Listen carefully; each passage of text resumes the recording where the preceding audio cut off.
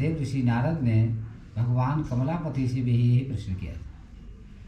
कोई ऐसा तपो कहिए प्रभु जिससे थोड़े समय में पुण्य को प्राप्त होवे और मन वांछित फल मिले। ये कथा सुनने की हमारी बड़ी तीव्र इच्छा है।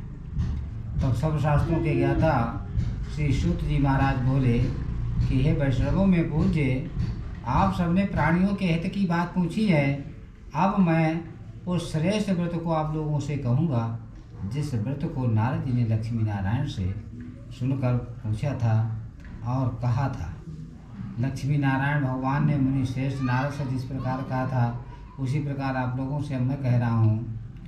एक समय देवर्षि नारद योगीराज दूसरों के हित की इच्छा से अनेकानेक लोकों में घूमते हुए इस मृत्यु लोक में आए। जब वो मृत्यु लोक में आ पहुँचे तो यहाँ अनेक प्रकार की जोनियों में जन्मे हुए प्रायः सभी प्रकार के मनुष्यों को अपने कर्मों के द्वारा अनोखे प्रकार से दुखी और द्रवित देखकर मन में विचार पीड़ित देखकर सोचा कि किस यत्न के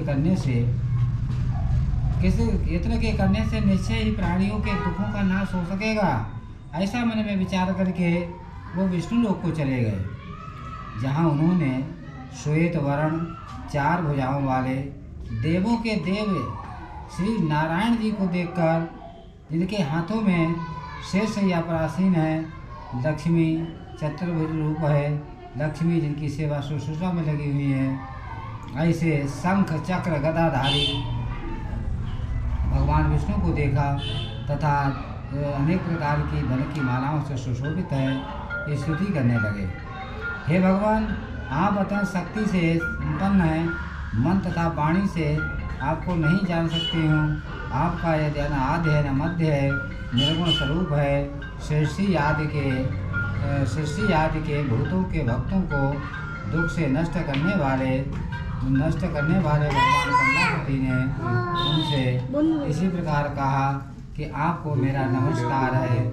और बार बार नारद जी ने इस प्रकार से स्तुति सुनकर भगवान बोले, हे मुनि श्रेष्ठ, आपके मन में क्या है? आपका किस कार्य से, किस प्रयोजन से यहाँ आगमन हुआ है? निसंकोच कहो। तब नारद मुनि बोले कि मृत्यु लोक में सब मनुष्यों को अनेक प्रकार की योनियों में पैदा हुए हैं, अपने अपने कर्मों के द्वारा अनेक प्रकार के दुखों को दुखी हो रहे हैं। हे नाथ, मुझ पर दया रखते हैं तो बताइए कि किस कार्य के करने से उन मनुष्यों के सब दुख थोड़े ही समय में और किस प्रयत्न के करने से दूर हो सकते हैं। श्री भगवान बोले कि हे देवर्षि नारद, मनुष्यों की भलाई के लिए तुमने बड़ी अच्छी बात पूछी है। जिस काम के करने से मनुष्य मोह से छूट जाता है वो मैं तुमसे कहता हूँ, सुनो। बहुत पुण्य को देने वाला स्वर्ग तथा मृत्यु लोक दोनों में एक दुर्लभ व्रत है। आज मैं प्रेम बस होकर तुमसे कहता हूँ, सत्यनारायण भगवान का ये व्रत अच्छी तरह से विधि पूर्वक करके मनुष्य आयु पर्यंत यहाँ सुख भोग कर और अंत समय में भगवान के लोक में वास कर मोक्ष को प्राप्त करता है। श्री भगवान के वचन सुनकर नारद मुनि बोले कि उस व्रत का फल क्या है और उसका विधान क्या है, और किसने ये व्रत किया और किस दिन ये व्रत करना चाहिए, विस्तार से कहिए। तो भगवान बोले, दुख शोक आदि को दूर करने वाला, धन धान्य को बढ़ाने वाला, सर्वत्र सौभाग्य को देने वाला, संतान को देने वाला, ये व्रत सब स्थानों पर विजय को देने वाला है।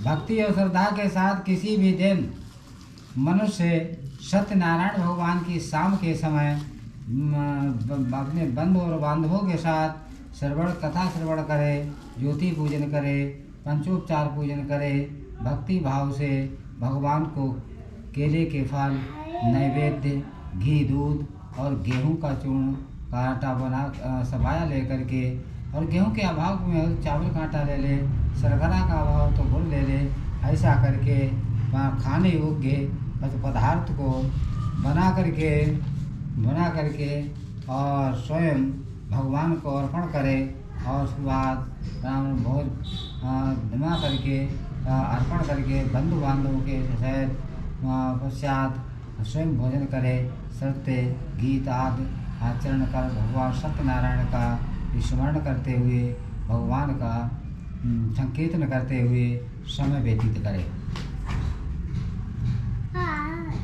इस तरह इस व्रत के करने पर मनुष्यों की इच्छा निश्चय पूरी होगी। विशेष करके कलिकाल में एक छोटा सा व्रत होगा, बहुत बड़े फलों को देने वाला होगा। इति श्री स्कंद पुराण रेवाखंडे सत्यनारायण व्रत कथायाम प्रथमो अध्यायाम विसर्जनम। बोलो सत्यनारायण भगवान की जय। उमापति महादेव की जय। पवन पुत्र हनुमान की जय। बांके बिहारी लाल की जय।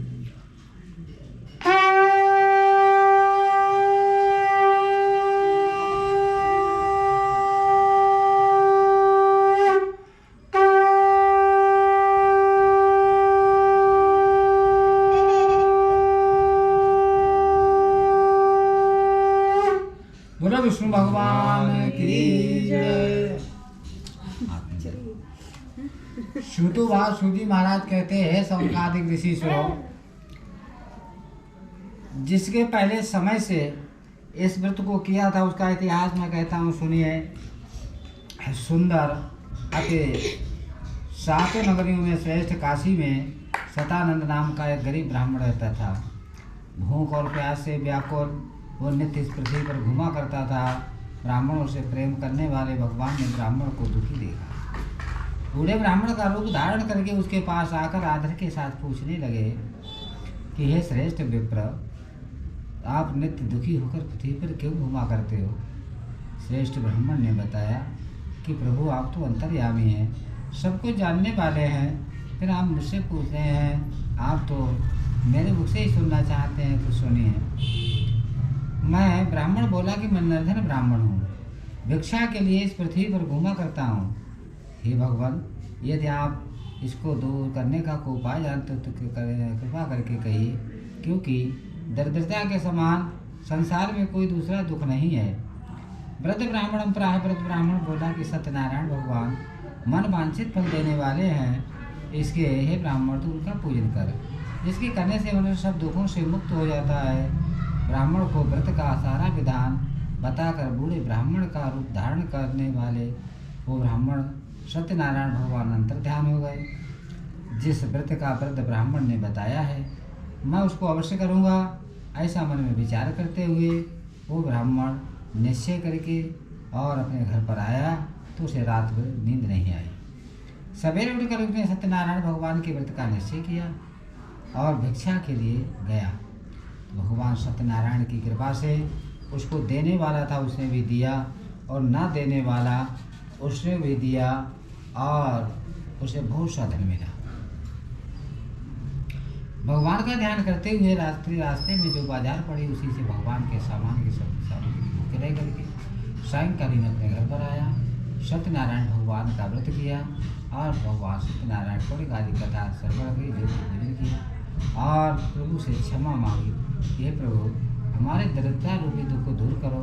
भगवान ने उसकी श्रद्धा, उसकी भक्ति, उसकी भावना को देखा और कुछ ही समय में सब प्रकार से अनेक प्रकार से संपत्तियों से युक्त हुआ और उसी समय से वो ब्राह्मण हर मास सत्यनारायण भगवान का पूजन करने लगा। इस तरह